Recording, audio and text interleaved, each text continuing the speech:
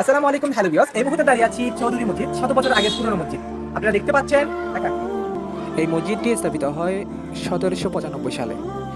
এটি উত্তর হালিশহর চৌধুরীপাড়া আসগর আলী জামে মসজিদ। আপনারা দেখতে পাচ্ছেন, মাশাআল্লাহ অনেক সুন্দর। এখনও এটি তৈরি হয় চুনামাটি এবং পোড়ামাটি দিয়ে অনেক সুন্দরভাবে তৈরি করা। এই ধরনের মসজিদ এখন দেখা যায় না। এই মসজিদটির বয়স 200+। এই ধরনের মসজিদ খুবই কম দেখা যাচ্ছে।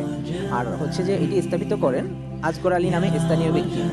উনি অনেক ভালো ছিলেন, আল্লাহ তার বেহেশতে নসিব করুক, তার জন্য দোয়া করি। এই মসজিদটি চারপাশে দেখতে পাচ্ছেন, অনেক সুন্দর, অনেক সুন্দর। আপনারা নিজ চোখে না দেখলে বুঝবেন না। দেখতে পাচ্ছেন, আমি দেখানোর চেষ্টা করছি, দূর থেকে দেখানোর চেষ্টা করছি।